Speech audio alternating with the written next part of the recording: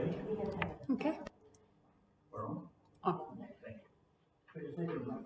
Good afternoon, everyone. I'd like to welcome all those present and people who are watching and listening to the council meeting, to the July Ordinary Council meeting of Norfolk Island Regional Council. And we'll start the proceedings by asking the General Manager to recite a statement of respect. So I'll ask everybody to be outstanding.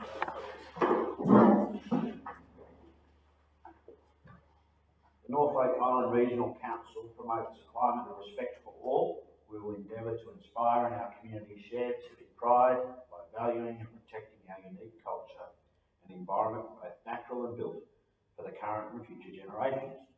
We, the administrator and staff of the Norfolk Island Regional Council, undertake to act with honesty and integrity, to conduct ourselves in a way that engenders trust and confidence in the decisions we make and the actions we take on behalf of the Norfolk Island community. We acknowledge the Norfolk Island people, the traditional custodians of this island. Thank you, Mr. General Manager. And I understand that we've not been notified of any condolences for this meeting, so I ask you to resume your seats.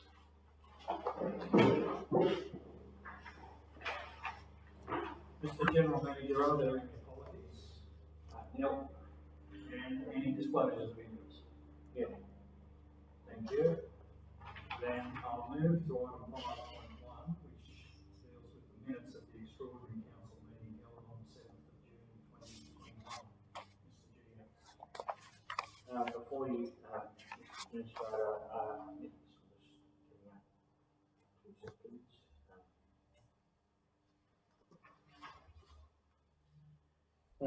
minutes for the meeting held on the 5th of May, and a true and accurate record of that meeting.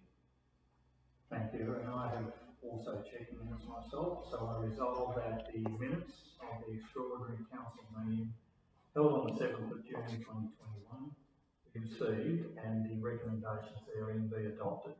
And I'll move to item 5.2, which relates to the minutes of the ordinary council meeting held on the 9th of June 2021. Mr. General Manager. Minutes are presented as a true and accurate record. Again, I have also checked the minutes and I resolve that the minutes of the council meeting held on the 9th of June 2021 be received and the recommendations therein be adopted. And I'll move to item 6, which is the public access item. And I understood that we had a request for public access, but I don't see the person who's requested present. No, he hasn't arrived yet, Mr. Administrator, so I suppose if you wanted to allow him some time later, or we could move on. Well, that's not him. What I will do is allow the public access to be held over up until the item to which it relates. If the person who requested the access hasn't arrived by then there will be no purpose having that access after we deal with the item. So we'll see what happens. So I'll move to item 7, the administrator's minute. There is no administrator's minute for this meeting. Move to item 8, the status reports. And I understand there are no status reports.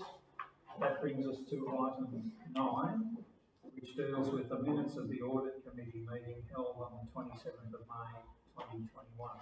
Mr. General Manager. Thanks, Mr. Administrator. Here are a record of the meeting that was held on the 27th of May. At that meeting, we also had our 2 new audit committee members alive and were on island for the week, being Mr. Gary Moyau and Mr. Michael Cook. So that was a record of their first one. Thank you, Mr. General Manager. It's interesting to see the work that the audit committee is doing for the council, and I see that there is a recommendation that the minutes be received and adopted, followed by copies of the resolutions that arise from each meeting. Is it the intention that those resolutions become part of the minutes of this meeting, or just a recommendation? Just a recommendation. Thank you. I resolve that the minutes of the audit committee meeting held on the 27th of May 2021 be received and the recommendations therein be adopted. And I'll move to item 10.1, which is a request for financial assistance in section 356 or two requests actually for donations under section 356 of the Local Government Act. Mr. General Manager. Thanks, Mr. Administrator. Before you report for the request for two donations. First one is from the Council of Elders. Their request, they've written a letter to you, which I think is attached to the business paper item, requesting that financial assistance be provided for the anniversary day. That cost would normally include hiring Rawson Hall for the ball, hiring across the tables and chairs, and then some of the festivities that are down at Kingston, that precinct down there using similar tables and chairs that they were using that night. So generally, the activity's already been in passed for this year, but this is putting it in place for May 2022, I think it is. And the second one is from Norfolk Island Men's Shed. They've been housed in the premise at the end of the village for quite some time. They were given notice of 4 weeks to remove themselves from that facility. We've since found another facility that they can occupy for at least 12 months, and they came to seek support for that. And the Men's Shed's an excellent community association, and they do a lot of really good work for the community, and I just thought this is a good thing to support. Thank you, Mr. General Manager. Can you tell me just generally in relation to our section 356 donations budget? I assume there is a budget to deal with not only these requests but further requests that might arise throughout the course of the year. Yeah, that is correct. And can you remind me how much is in that budget, please? From memory, it's about 20,000. So this is a request for $12,000 and $2,000 out of the $20,000 day. So there are funds budgeted that can be applied to this. My first observation is I was here for Bounty Day in May of this year, so I was able to observe for myself the importance of that activity to the local community by virtue of the sheer attendance, the sheer number of people that turn out for that event on the day, and also I'm aware that there were events in the lead up to it, including the ball, and that's one of the activities for which this donation is being sought, to be able to use the Rawson Hall as part of the Bounty Day events, albeit not on the same day, part of the anniversary events. So, I'm certainly willing to use Council's donation funds for that purpose, and I also would like to support the Men's Shed request. I see that they have asked for $14,400, and the recommendation is to make a donation of $12,000. With them in terms of what has been proposed. I have, and I believe that they've managed to negotiate the original request down to being in line with their donation estimation. So they found a way to make the donation cover the cost of the donation. In that case, I resolve a donation of $2,000 to be made for the anniversary celebrations in 2022 to the Council of Elders, and two, that a donation of $12,000 be made for rental assistance to the Norfolk Island Men's Shed Inc. And I move to item 10.2, which relates to the adoption of the operating plan budget for 2021-22. Now, our person who requested to address council in the public forum is still not here. That's correct, Mr. Administrator, so I'm happy to start the meeting going forward. Well, Mr. General Manager, I would ask you to just provide a brief coverage of the report on the operational plan for 21-22. Thanks, Mr. Administrator. Before you is the operational plan that has been on public exhibition for the past 28 days. which closed on Monday morning at 9 o'clock. We've received 36 submissions, and they're detailed in the business paper here at items 10.3 and 10.2. And it goes through and provides the name of the submission and what it's in relation to, whether it's to comment on the rating model or if it was to comment on the community waste management fee, or a comment that was received on the Cattle Association. So they're the general three areas that we received submissions on from council. They were quite, some were very detailed, and some were short and to the point. So we provided them to you for your consideration. What's before you is an operational plan that's still providing for a $500,000 surplus, and it's also returning the council to a sounder financial position. And it's heading in a direction where cash at the end of the period will start to be in a recovery phase, but that will take several years to get to what was deemed as a working capital amount of about $8 million that was recommended from the next year reports. But this is a very positive step in trying to put that council on that financial footing for the future. So happy to take any comments from you. If you could just elaborate for me too, so it's clear again to the people who are listening to this discussion. The budget contains a provision for some substantial cuts to operations, cuts and efficiency measures to operations. I'll ask you to put a number on that in a moment.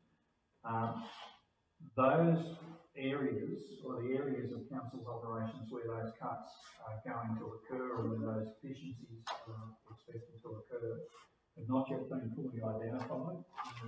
I have received myself to do the work that's necessary to identify those areas of efficiency, savings, cuts, call it what you will, by the end of the December period. So by the end of December 2021, that those measures will need to be identified and incorporated into the budget review process as council goes. So I just want to be clear about that we're not in a position to say where all of those cuts will fall, because that is yet to be identified, but that the process requires you as a next step to start working. I know that your executive has already started work on identifying some of those areas, but there'll be a report back to council at a later date. Is that that is the way this is going to operate? Thank you, Mr. Administrator, and that's a very good point to be made about the operational plan. The operational plan doesn't just identify increases in revenue, but more importantly, it identifies two particular lines. One's a 5% efficiency improvement across the council, and then there's also a 5% review of expenditure. And so those two items added together equate to approximately $3.5 million that needs to be found before the 31st of December.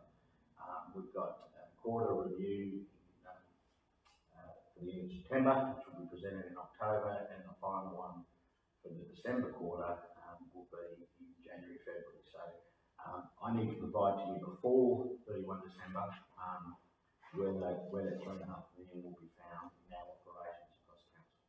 And can you also confirm, Mr. General Manager, that subject to going through that process, you've said that there will be a $500, or the council will be budgeting for a $500,000 surplus, and that is after allowing for depreciation across the board.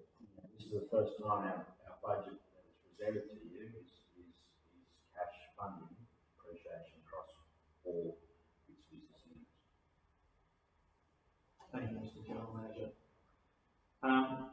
A lot of time and effort has gone into the preparation of the operational plan and the draft budget and the proposed fees and charges for 2021-2022.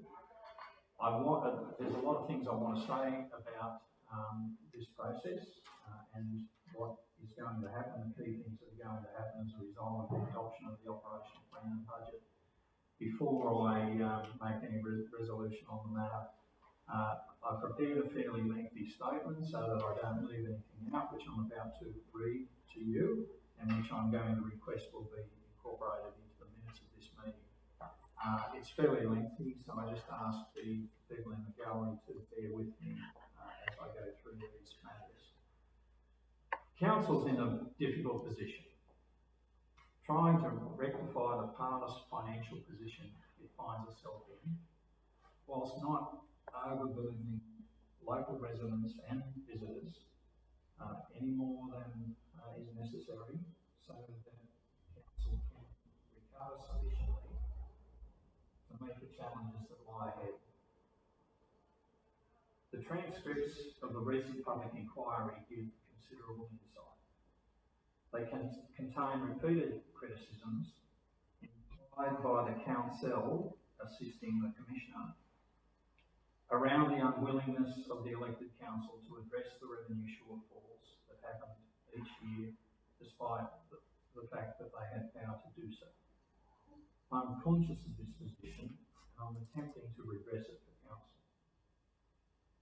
Council has received a healthy 37 submissions on the draft operational plan for the 2021-2022 year. I read all of these submissions, and I've met with 10 individual submitters this week to gain a better insight into their submission and the community's impressions about the proposed revenue policy and the rates and charges. I did this specifically to arrive at the best decision for council moving forward during the interim administration period. At the outset, I need to make this comment. Council must and should raise sufficient funds to deliver fundamental services that its community needs and which they enjoy collectively. Rates are a tax on the community to deliver services. They are not rent. They can be distinguished from rent. They're a contribution towards service delivery. Council provides services that far exceed the amount collected in rates. Road maintenance, parks and reserves maintenance, sporting field maintenance, community building maintenance, library services, tourism services, radio station operations, cattle management, many other things. If not for Commonwealth funding, many of these services would need to be pared back or withdrawn altogether. That would make our community poorer, which it does not deserve. The charges in the operational plan strike a balance between the resident and visitor populations. The business enterprises of the council, being the airport, electricity, telecom, and wastewater services, will now deliver small surpluses. This is crucial to pay for much needed capital replacement works or to fund upgrades to failing infrastructure that have recently occurred. I accept the community submissions on the electricity price increases are valid in saying that these charges are comparatively high. Council has already made approaches to the Commonwealth Government to help subsidise this service in the same way as it does for the Indian Ocean territories. Until this is approved, the community will need to meet the energy costs.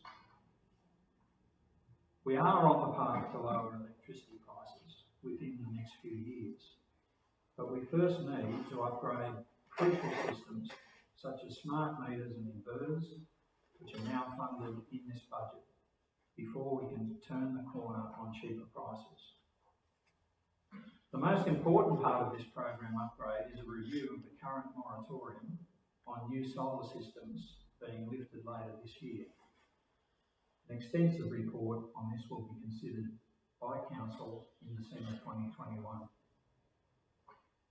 Having listened carefully to the community submissions and accepting that a 4 cent per kilowatt hour increase is a large impost on the residents and businesses alike, I therefore propose to halve the proposed increase in the charge from 4 cents to 2 cents, resulting in a charge per kilowatt hour of 72 cents in 2021-22, compared with 70 cents as it is at the present time. There is a detailed report in this business paper addressing landing fees to bring the airport operation into a balanced budget. Again, this is a difficult decision as it increases the cost of movement on and off the island. This proposal takes the NIRC charges for a return trip up to almost $132 per passenger before they even take their seat on the plane.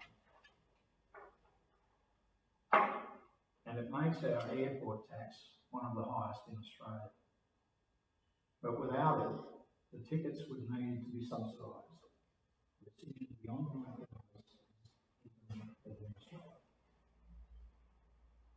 The waste management charge has had the most commentary in submissions from the community. In very detailed conversations with those that met with me this week, I received some sound suggestions.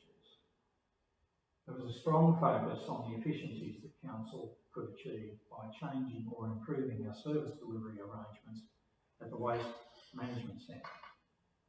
These will be taken on board, and our General Manager will be making changes over the next 6 to 12 months. But that aside, I need to make clear what our decision regarding the increase in waste management fees is all about. We need to redress the situation of waste management here on North Bay. We can no longer throw our waste into the ocean, and we need to continue to educate our community on separation and waste reduction. This new fee is a first step. Our process will mature, and we will continue to make changes as we develop. This will lead to reductions in current costs through better management of existing processes. But we'll seek to scale down and ultimately end disposal into the ocean at Headstone over time, which will incur further cost. Importantly, Council commits to new initiatives over the short and medium term to better deal with the biggest challenge we face as a community.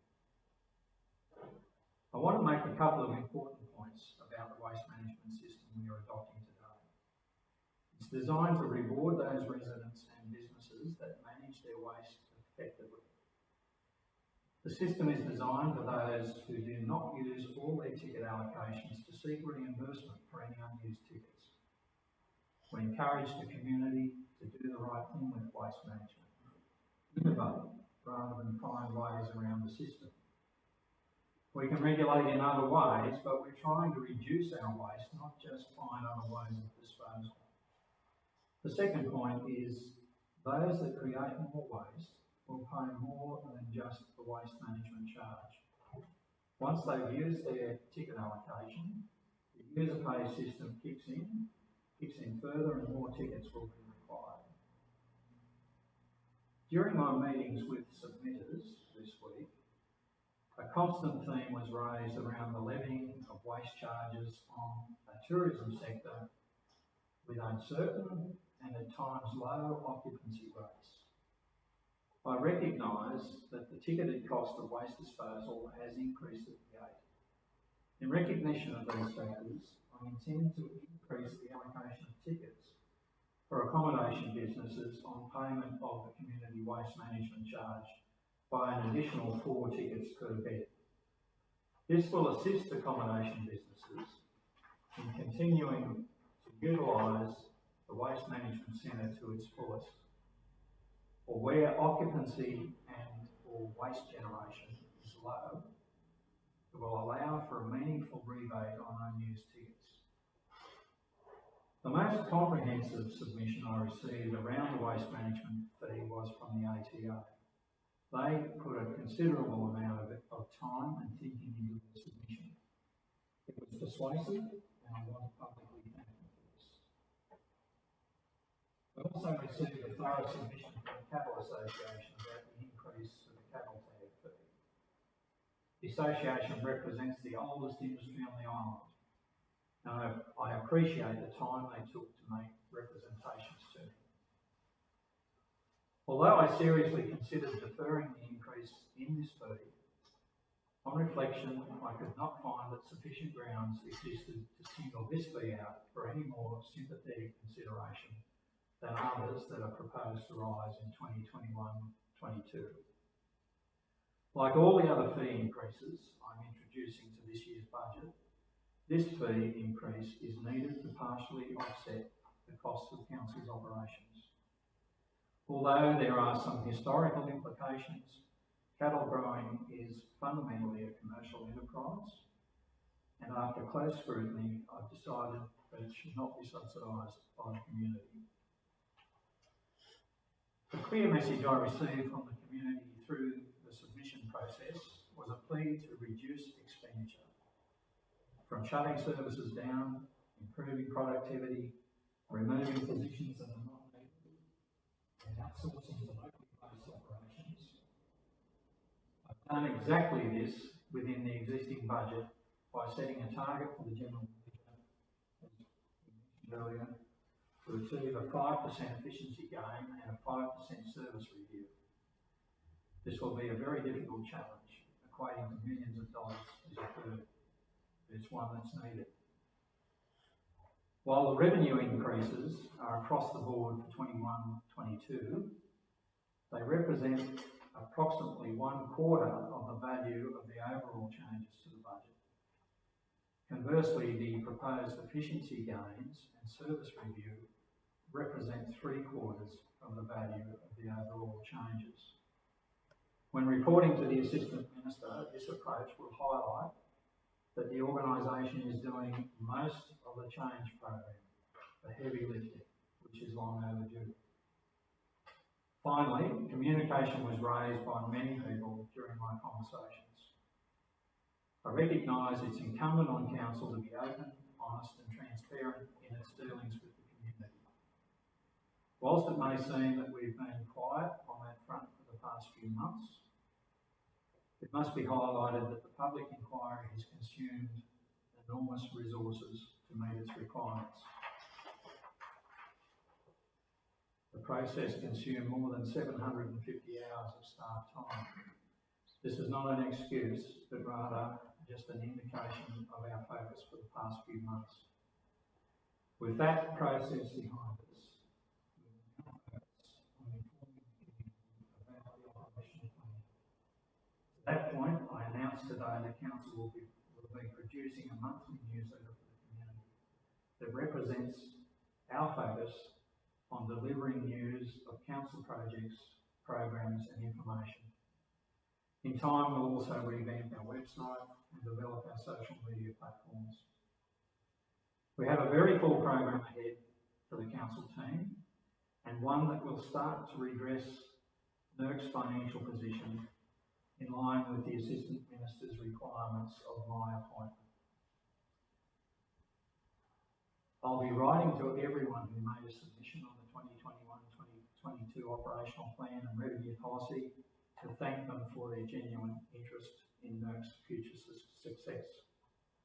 And finally, I'm requesting that this statement be incorporated into the minutes of this Council meeting.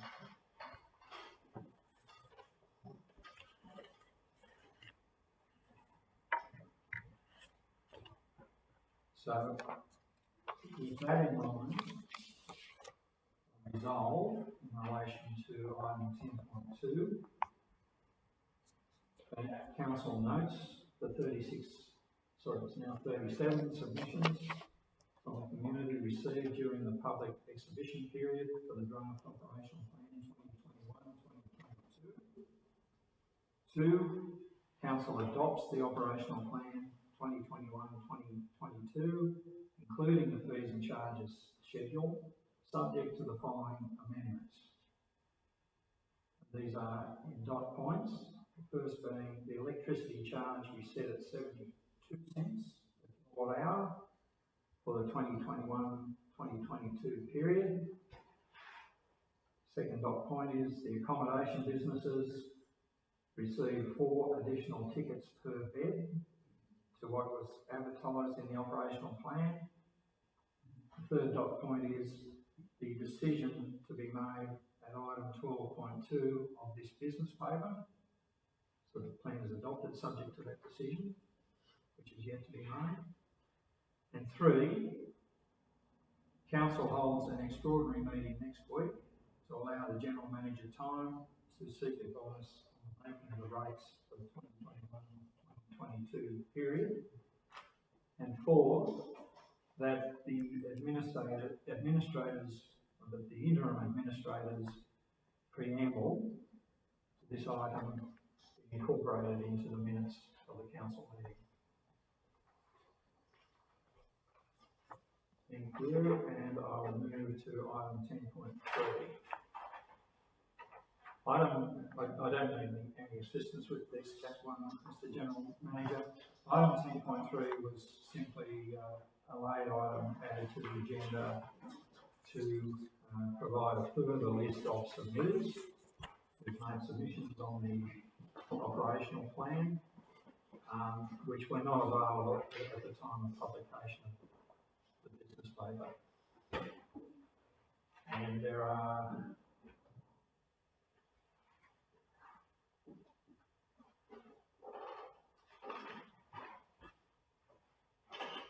18 additional submissions that were not available at the time the business paper were published, but which were all provided to me well in advance of this meeting, and which were all taken into account in the decision that's just been made. So I resolve in relation to that council considers this late report and the submission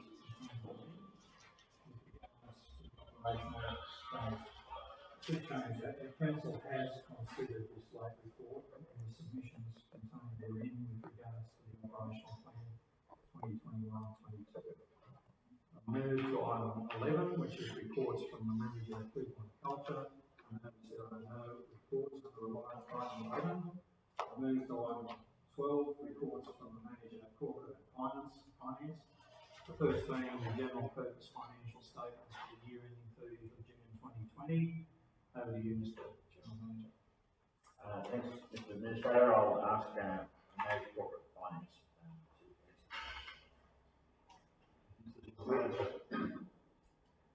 Under section 428, sub 4A of the Local Government Act, Council must include in the annual report a copy of the Council's audited general purpose financial statements prepared in accordance with the Local Government Code of Accounting Practice and Financial Reporting.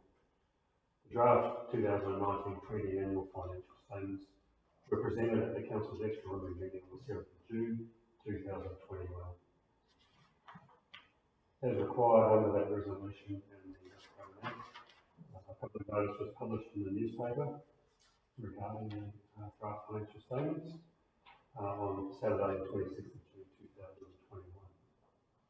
The complete 2019-2020 annual report is still to be finalised, and as a result, Council hasn't complied with the requirements detailed under the Local Government Act 1993 to provide the annual report within 5 months after the end of each year. This is a result of a number of issues that have arisen since 1st of July, and these are detailed within the paper. Work is continuing on completing the 2019-20 annual report and presenting this report at a subsequent council meeting. The financial implications arising from the audited statements, they resulted in a qualified independent audit for the statements. The basis for the qualified report was that on the 11th of March, and here I quote directly from the auditor's report, the World Health Organization declared a global pandemic with respect to COVID-19. As a result, Norfolk Island Regional Council closed its borders through to October 2020, and thus we, the auditors, did not observe the counting of physical inventories at the end of the year. We were unable to satisfy ourselves by alternative means concerning inventory quantities held at 30 June 2020, which are stated in the statement of financial position of $2,029,054. As a result, we were unable to determine whether any adjustments might have been found necessary in respect of recorded or unrecorded interest. The elements making up the statement of comprehensive income, statement of changes in equity and statement of cash flows. The public notice included the required information as required under the Act, which is again presented in the paper. The net operating result for the year was a deficit of 12.374 million. So the order of general purpose financial statements for the year 30 June 2020 are ready to be received and adopted. The statements will be incorporated into the 2019-20 annual report when that report is complete. Thank you, Mr. Innes Walker. Can I just ask a question? My observation is that the completion of the financial statements is, and we all know this, it's well outside the statutory time frame for submission to the regulator. I just have a question in relation to the progress that we expect to make for the 2021 financial statements. Do we expect that those statements and the annual report will follow the normal statutory timeframes later in the year, or are we still under pressure from a catch-up situation? Thank you for that question, Mr. Administrator. No, we're back on schedule with regard to preparation of the 2021 financial statements. We've had our work planning meeting with the external auditors. We've set the calendar in place for achieving the required deadlines, and work has already commenced on those, on preparing those statements. Thank you. I'd just like to acknowledge, before I resolve in relation to this, the amount of work that I have observed that's gone into getting these statements completed, and also in getting them through the audit process with what appears, to have been a reluctant auditor for good reasons in relation to the concerns and issues that the auditor raised through the process.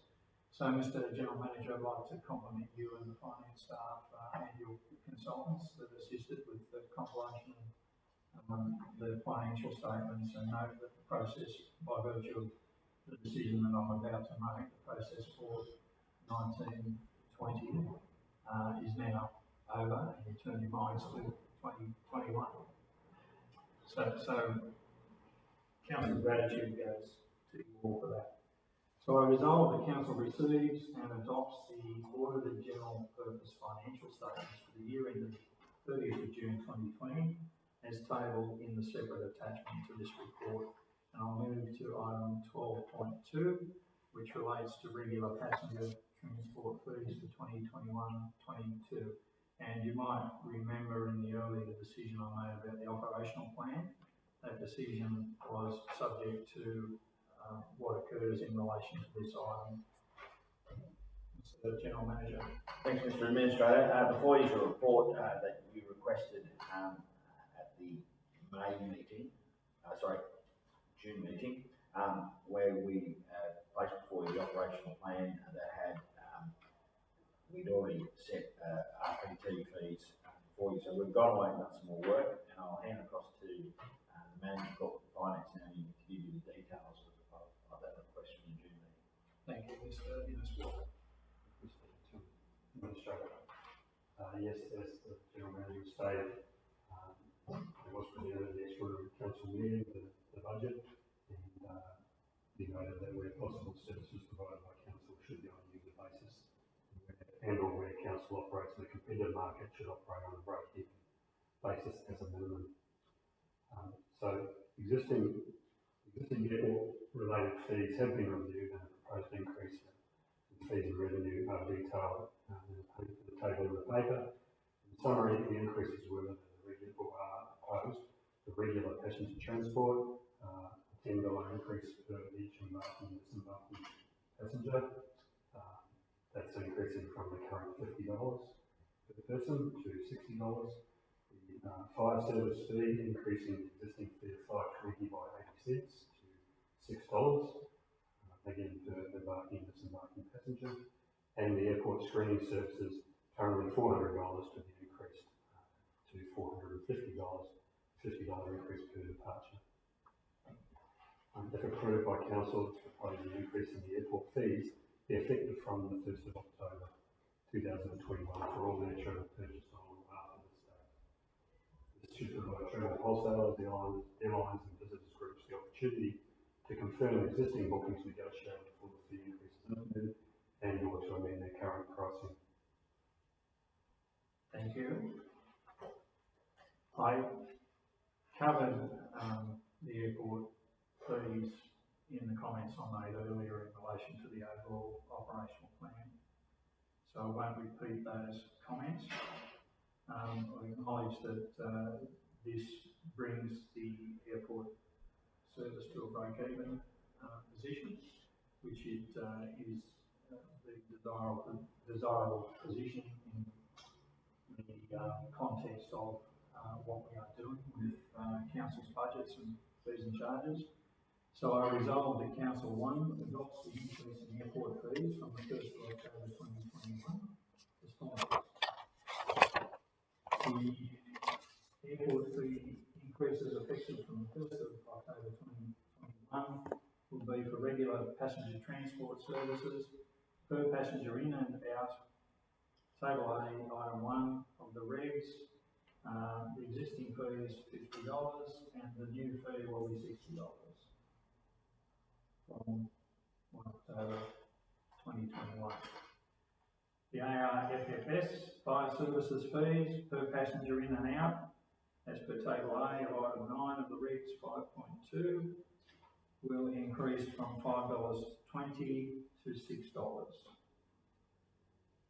The airport screening services, the screening services per departure, as per table A, item 5 of the regs, will increase from $400 to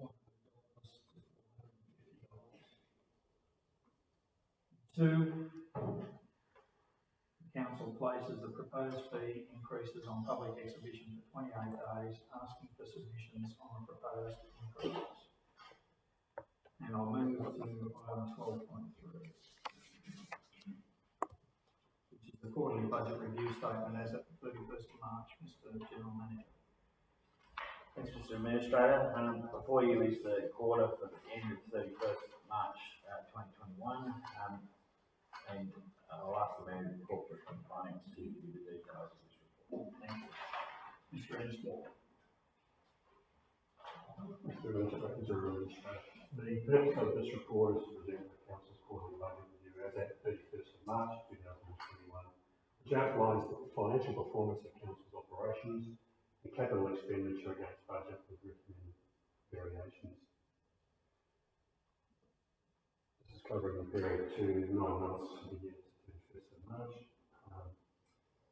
The quarterly budget review statements are attached to the report and have been produced where possible in accordance with the guidelines and standards issued by the Office of Local Government and consists of the following reports: statement of financial performance, statement of capital expenditure, and profit and loss by business unit.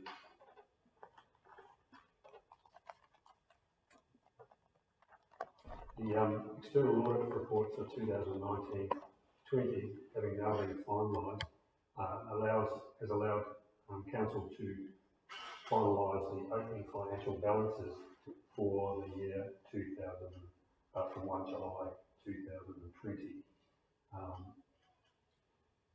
The impact of this is that it enables Council to be more definitive in terms of what its predictions are, as they can't be signed off until they can't be rolled over until the final balances have been approved by the auditors. So they underpin this report, whereas in previous months it's been based on what was the draft opening balances. So the statements at the moment, it's the 31st of March, forecast a projected council surplus for 2021 of just over $800,000. This represents a $247,000 reduction, 24%, against the projected $1,047,048,000 surplus reported in the January 2021 budget review statement. The 75% reduction is predominantly attributable to the following adjustments. There's an additional $1.25 million or $1.26 million additional freight charges incurred exporting waste. $330,000 of cost, increased cost attributable to the delayed payments and satellite service charges and additional costs associated with changing our satellite provider. These have been largely offset by a pleasing 1.3 million additional revenue generated by the liquor bond. These are quite significant changes all in their own right, but again reflect more knowledge and I guess a conservative approach that has been taken in previous quarters with regard to the financial position of the council. Capital expenditure for 2021 is forecast to be just under 26 million. Details are provided in the report attached to this report. Council's current cash commitment to CapEx is 306,000 net of payments from scheduled CapEx funding agreements. The cash position for the council, we have an estimated unrestricted cash position at 31st of May. This was at the time the report was written. Was 2.3, just over 2.3 million. There is a detailed investment report that follows this report. In terms of the business units, forecasted results at 30 June for our business units are detailed within the report. I would like to highlight specifically that the airport is predicting, there's a forecast of under 1.46 million deficit. Let me correct that. The budget is saying it's a deficit of 1.6, but that is that has been improved. So now we're forecasting a deficit of 165,000. So that's a positive movement in terms of how the airport was predicted to, what it was predicted to achieve, largely around the fact that the original budgets were based on the effect of COVID, on the number of people coming to Windsor, and subsequently the quite welcoming increase in visitors once the COVID travel ban from North Lake was lifted. The liquor bond is forecasting just under 1.6 million. Again, against an average budget of 290,000, reflecting increased visitor numbers, but as mentioned before in previous meetings, the result of moral here and I guess a general increase in liquor consumption around the world during COVID. Electricity is showing a small surplus of 78,000, sewage small deficit of 41. Telecom is $623,000 deficit, and waste management is showing a deficit of 1.15 million. So, as I've noted, there are material improvements in the results for the airport and the liquor bond, both compared to budget and previous quarterly forecasts. The telecom result reflects delays in the ultimate go-live of the new 3G 4G network, negatively impacting on revenue forecasts for mobiles and some additional costs associated with changeover of satellite providers. The waste management result is principally because of opportunities presented during the year to export waste off the island. Costs were inflated, also by increasing freight costs during that period. So in conclusion, the projected year-end result is a surplus of 800,000 in contrast to the original budget deficit of 120,000. I'd like to stress though that the council immediately continues to restore its working capital position. Without the December capital injection from the Commonwealth, council's projected operating result would have been a deficit of just over $2.2 million. Thank you, Mr. Ennis Walker. Just a couple of questions. I'm sorry, you did ask me if I was going to raise anything with this one. This may take you by surprise, and if it does, I'll just give you the opportunity to take on notice and come back to me. The waste management result,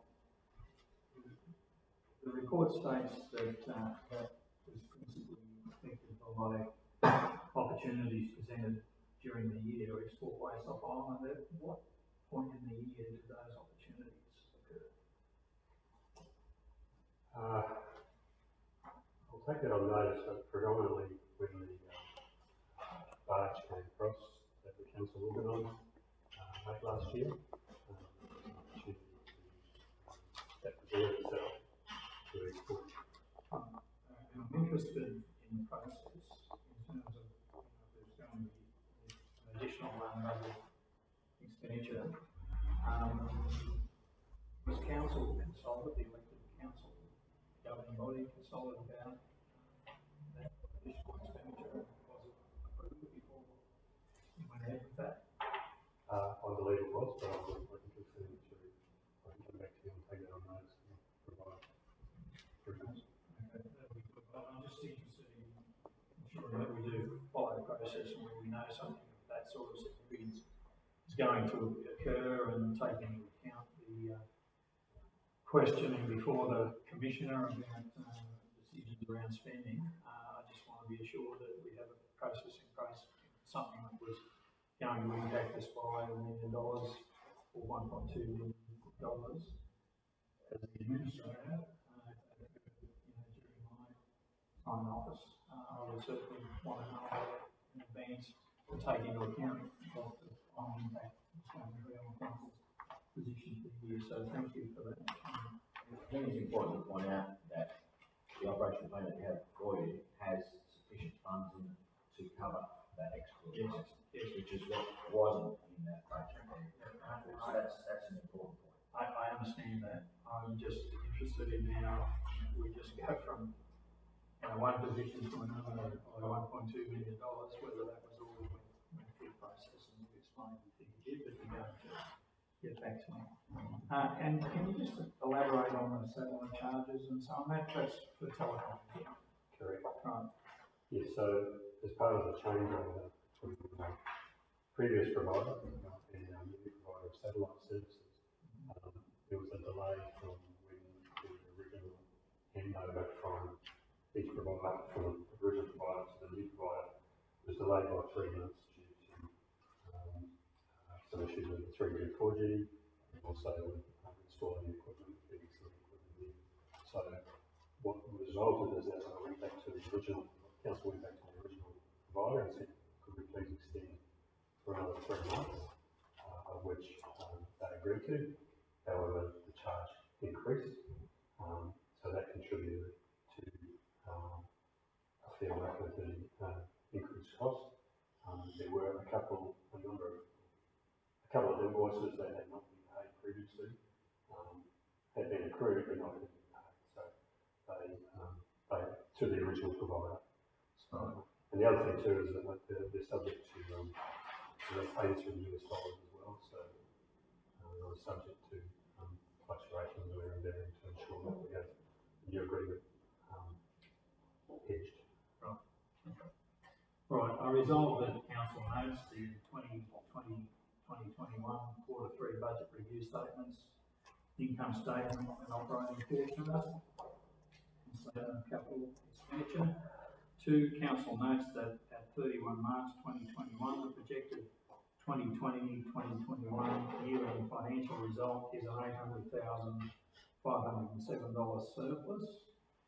3, council notes that full year capital budget is now forecast to be $25,971,631 against the original budget of $25,257,340. We'll move to item 12.4, the investment report, Mr. General Manager. Thanks, Mr. Administrator. I'll again hand this to the Manager of Corporate Finance, who will probably be more succinct on this one. Thank you, Mr. General Manager. At the 31st of May 2021, Council has a total of $3.3 million in deposits at call and $2.8 million in cash at bank, with $642,000 funds in trust. Council has $3.781 million in cash and deposits at call that are classified as restricted funds, which leaves unrestricted funds of $2.3 million. The details of the various funds, the internally restricted and externally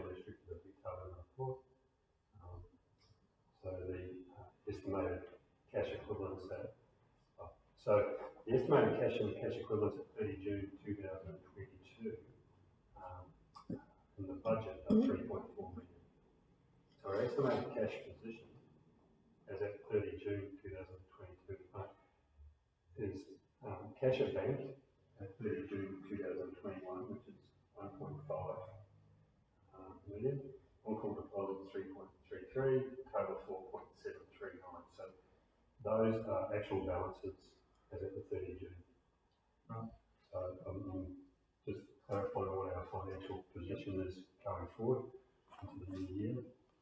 The estimated restricted funds and the unrestricted funds.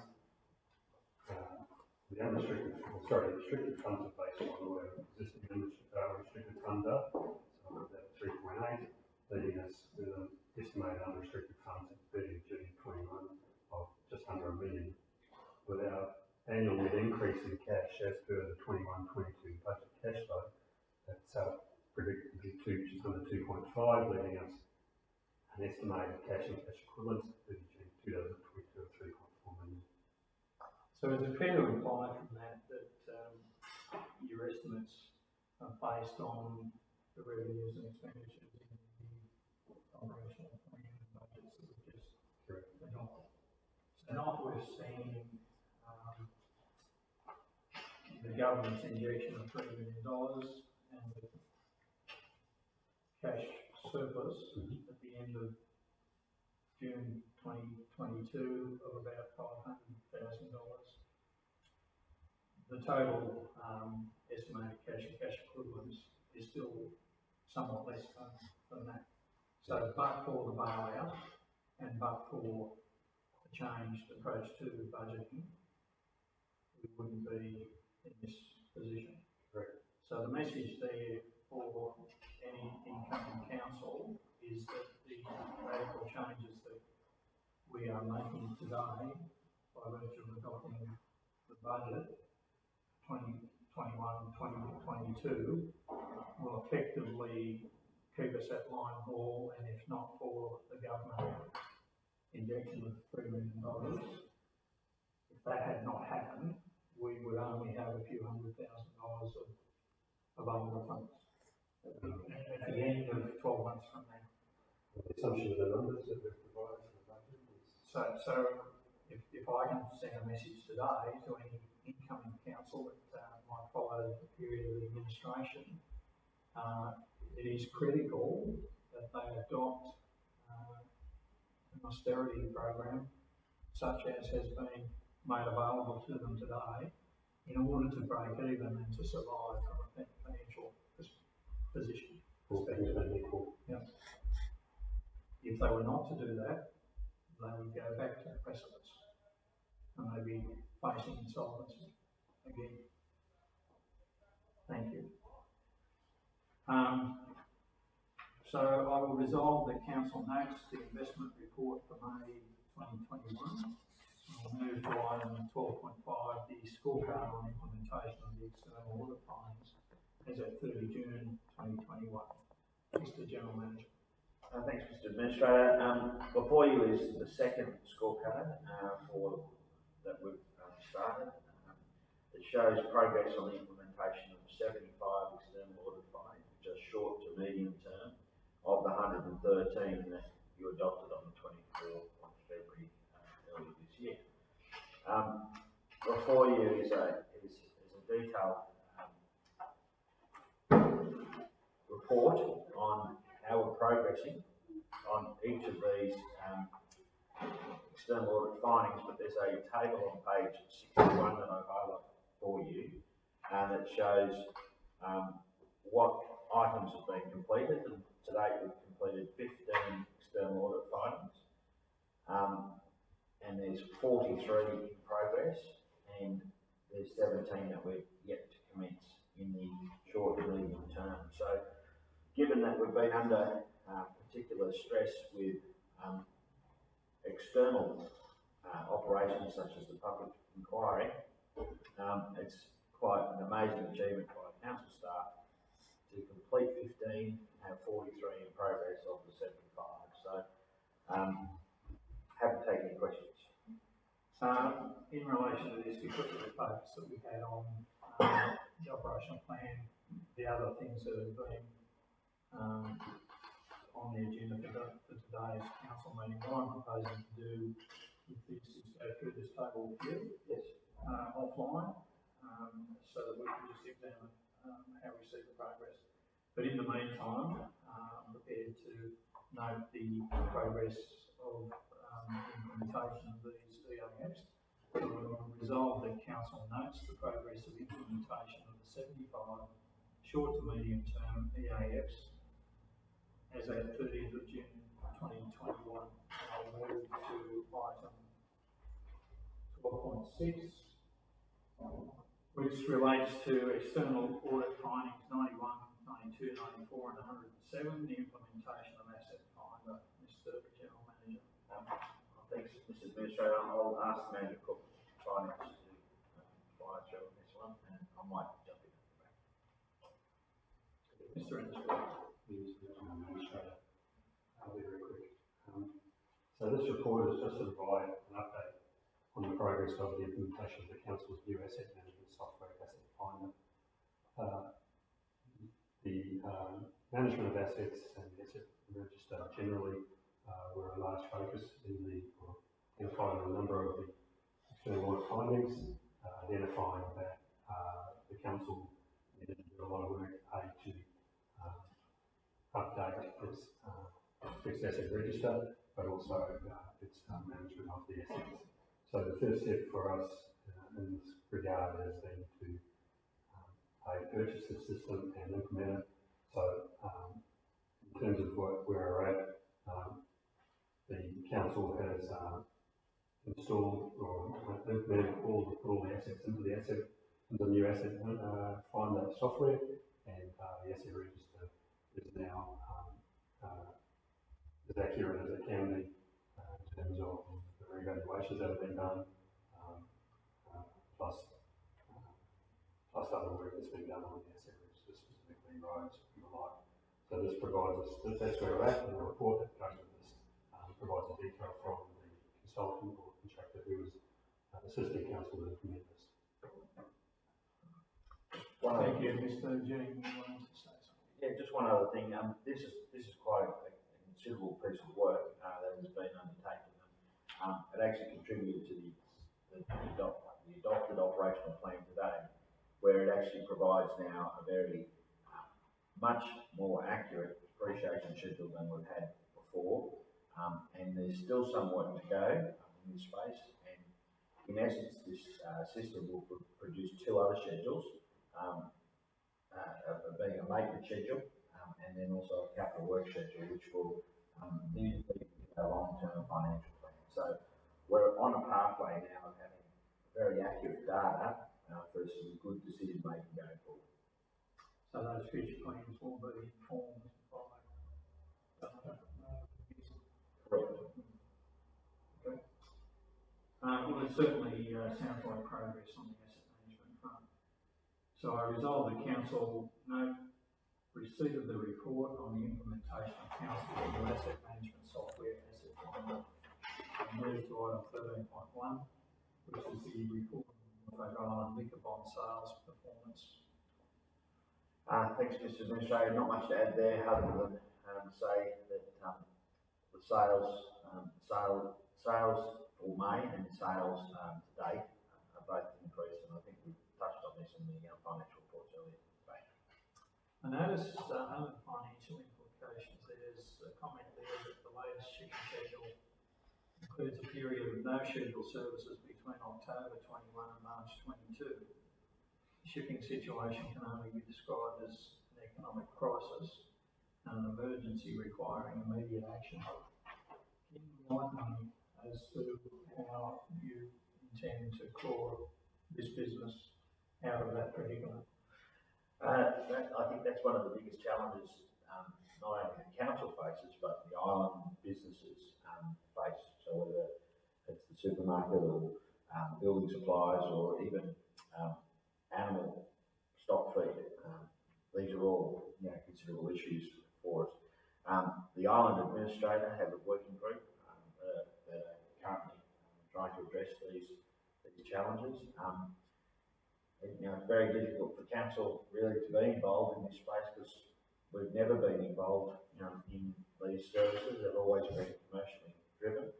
But unless we do continue to be involved, then things like our liquor bond, which provides us with a healthy revenue stream for the community and basically cross-subsidises vast operations in council, unless that's fixed, we could very well look at a liquor bond that is empty of stock during that period, and at a period of time when people are more joyful at Christmas time and they want to celebrate that period. So I am working with our new manager of economic development, and we're looking at various options of whether it's air freight, which is currently being provided to the island, and there are other options that have been explored at the moment through the Island Administrators Working Group to possibly see another barge movement during the period, which will be run through our normal services of like ship to shore at the moment. So I think they're all still being explored. I haven't got an answer yet, but unless we do get an answer, we could very well see our biggest lifeline of revenue empty. So I imagine you'll keep me posted. Absolutely. Thank you. I resolve the council duly note the Norfolk Island liquor bonds performance today. I'll move to item 13.2, the tourism report. Mr. Gentleman. Just before you is a report keeping you abreast of statistics that we've had with airline statistics and visitor numbers. Some very good data, as I think I said last month in that report, and it's just showing a very good trend for a market that was absolutely smashed up, I suppose, basically from March through till October, and since then you can see the data showing some really good positive returns. But we're now heading into the winter months. This is the end of June report, but heading into the winter months, so you should see a drop off. Thank you. I resolve the council notes the information provided in the tourism report during 2021 and we'll move to the services update. Thanks, Mr. Administrator. Just a short report here, just providing you an update on building and grounds maintenance, in particular some roadworks that locals will be driving around Prince Philip Drive. Considerable amount of work that's gone into improving safety and putting some water culverts, new culverts in the road to deal with stormwater. I went for a drive up there last weekend, and it was certainly made a considerable difference to that road. The roundabout is just going through a curing process at the moment with the weather we had. It's just slowing things up, and the footpath will recommence once we get the cement offloaded from the existing ship that's sitting offshore at the moment, and that's about it.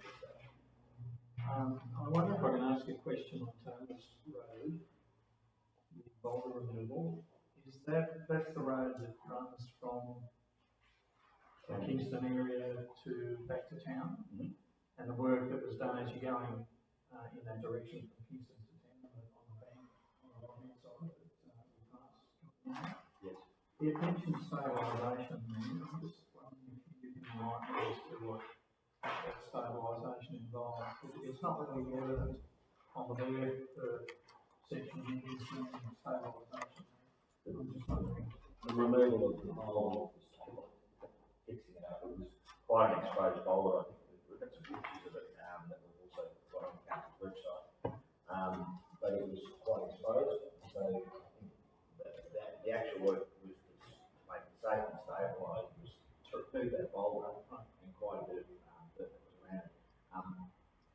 It was considerable amount of work there. It was closed for about a bit over a week. It was about 30 tonnes. I think that material removed. So that was a fair amount of work. So I did see some of that work on my last visit happening. Yep. I'm just wondering if this island experiences slips in positions like that when you get a lot of rain, where you get slips, that's the stabilisation implication of it.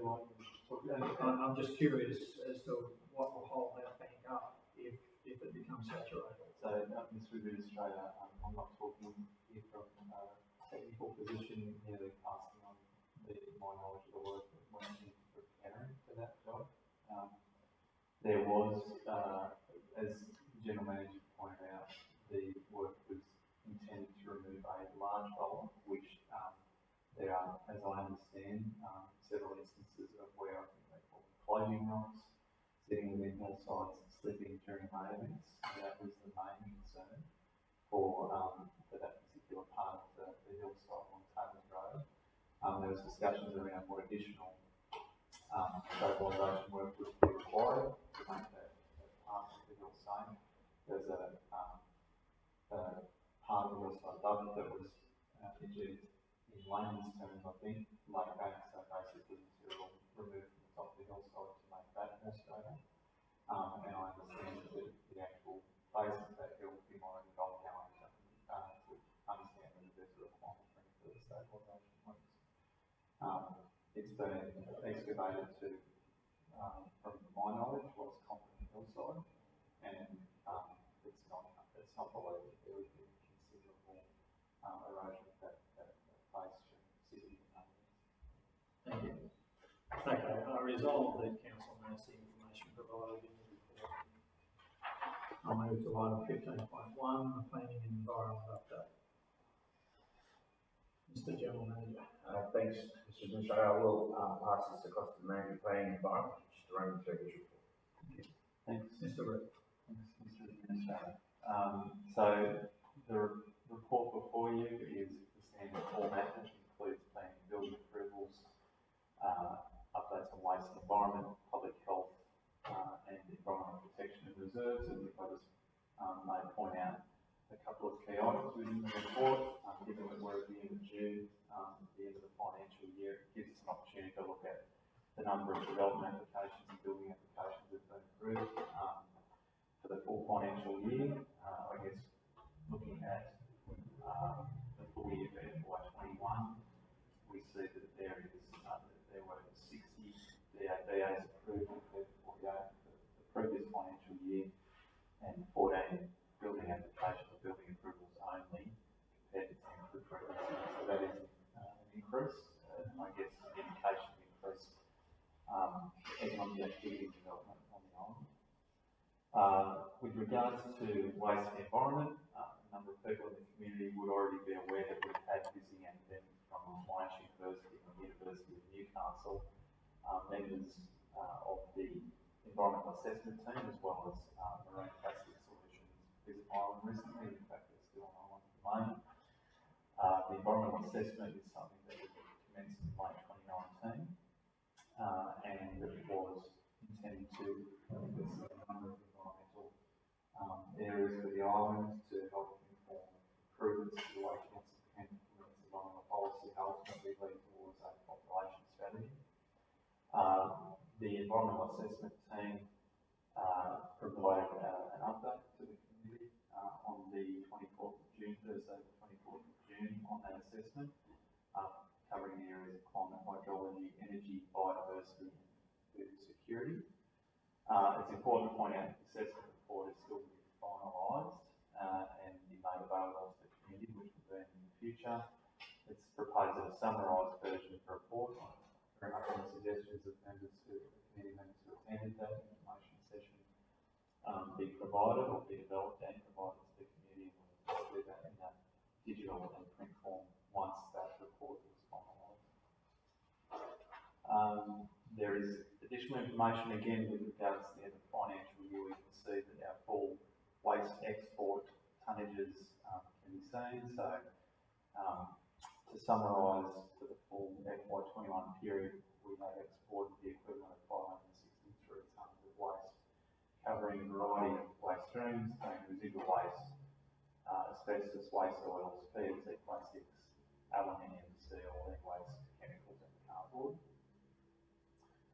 And finally, I'd just like to make note again of the environment program that has been rolled period. We had our second community tree planting day, which was on Sunday the 6th of June. It was another successful day with around 50 community members attending and around 450 trees planted. Morning tea was provided to all attendees who enjoyed their experience, and we have 2 more community tree planting days scheduled, yet to be confirmed the dates pending weather, but those are for both Bumble and Cockpit reserves. Mr. General Manager, there's a lot of fodder in Mr. Reed's report every month that we could perhaps get some exposure in the community newsletter once that commences as well to keep people informed. So I resolve that council notes and information provided in the report, and I'll move to item 15.2, significant development declaration application, temporary landing structure, Cascade Road. Mr. General Manager. Thank you, Mr. Administrator. This probably adds to the conversation we had earlier around the bond, and this is a first step, I suppose, of what's required to provide a infrastructure asset for an alternative solution for shipping to the island. But I'll hand across to the manager, planning environment, to explain the details of why this is before you. Mr. Reed. Thank you, Mr. Administrator. So the report before you is to consider an application declaration in relation to significant development of the proposed construction of the temporary landing structure at Cascade Pier to allow a greater range of vessels to dock on the island, and to make a recommendation about the application to the Minister's Delegate. The application has been submitted by the Department of Infrastructure, Transport, Regional Development and Communications. The bulk of the structure, the proposed development, would be below the mean high water mark and outside the Norfolk Island planning area. However, land-based activities and development would be at land at the forefront of the northern side of the former section of Cascade Road within the Cascade Road Reserve, which is owned open space, and at land within the road reserve owned road. It is those works that are subject to the application for declaration of significant development, so that the DA and accompanying DIS or environmental impact statement for those works would be assessed under the significant development pathway.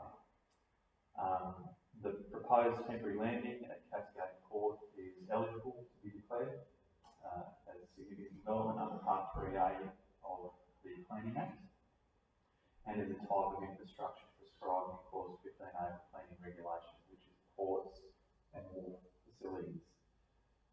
In that application made by the department, a number of matters have been addressed, which are laid out in the regulations.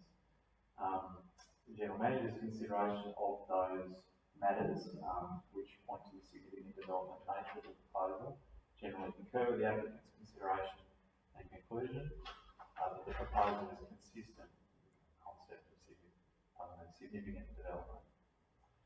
So in conclusion, and I'm happy to talk and elaborate more on the proposed development, but the proposed construction of the temporary landing structure immediately to the east of Cascade Pier to allow a greater range of vessels to dock at Norfolk Island is a significant project with potential to deliver economic and community benefits to the Norfolk Island community. The project is significant public infrastructure and warrants environmental and development assessment through the significant development pathway under Part 3A of the plan.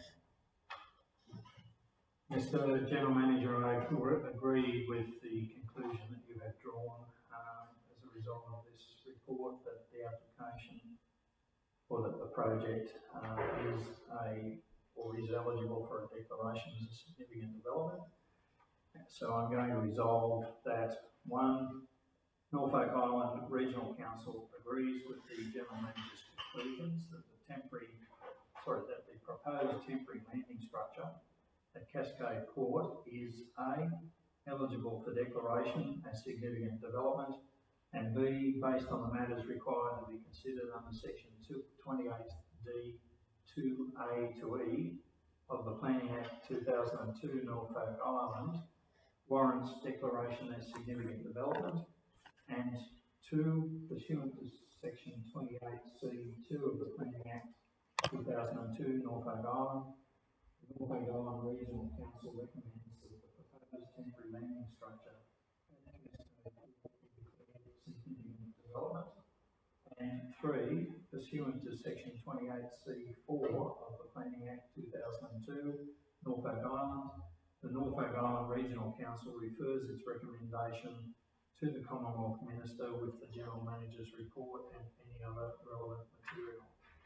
And we'll move to item 15.3, which relates to the review of the Administrator, I will get the manager of planning and environment to run through the strategic plans report. Thank you, Mr. Administrator. So the report before you is to advise Council of the current arrangements for the review of the Development Control Plan number 2 for water resources and to seek Council's consideration and comment on the revised draft DCP.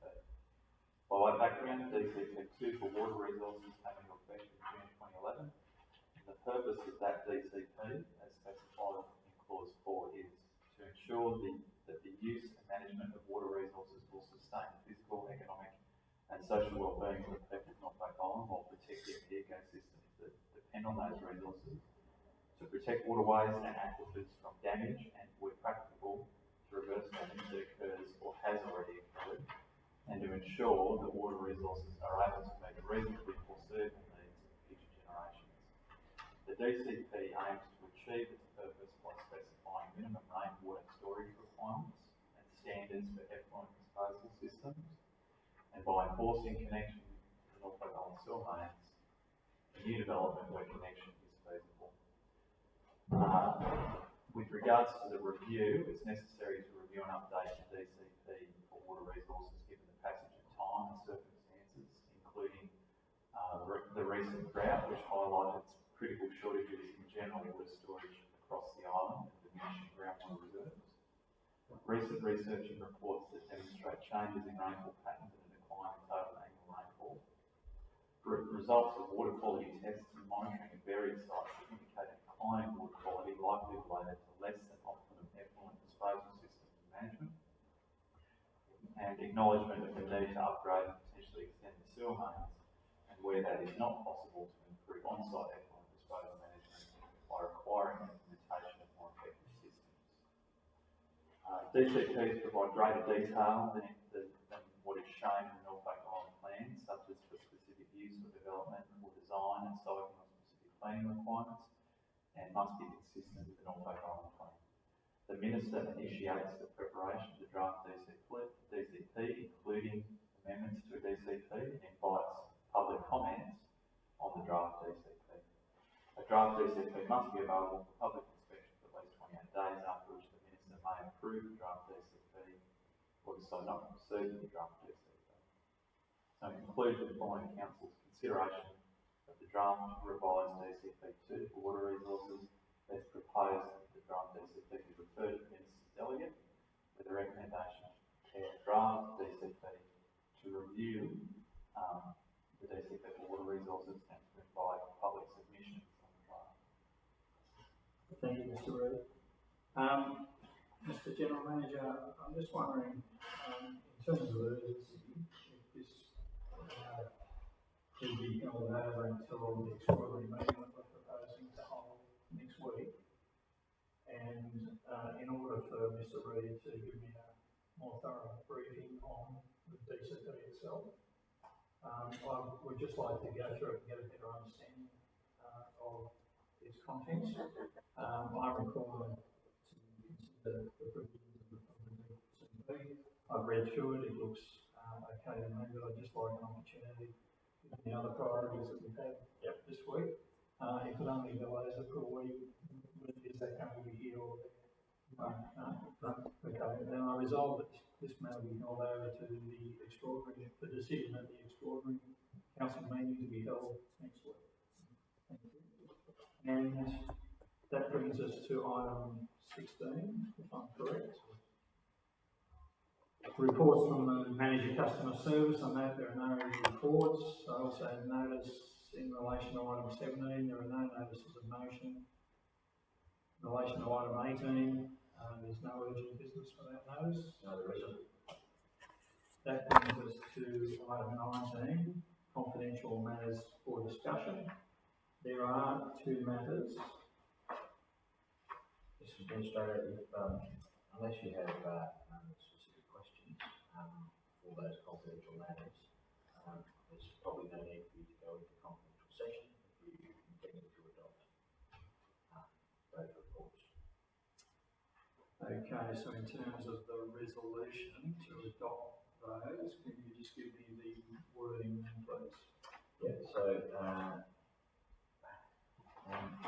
first item is for abandonment of rates, application for the abandonment of rates, and the recommendation is that council, one, approves this application for abandonment of rates in line with the council's hardship policy, and two, waives any interest amounts which may have accrued since the publishing of this report. So what you're advising me is there is no need to adopt the recommendation on page 127? Yet to go into To go confidential. into confidential section? It's only if you needed, No, I don't. So therefore, if we have a resolution, if Mel has the resolution in front of her, then I'll adopt the recommendation as printed. And then in relation to the second matter, second item is to assess the value of general tender certificates that were received. Again, if you need the detail, we need to go into confidential session to discuss the details, which is in accordance with section 10A2 of the Local Government Act. no, I've read the report and I'm happy with the recommendation.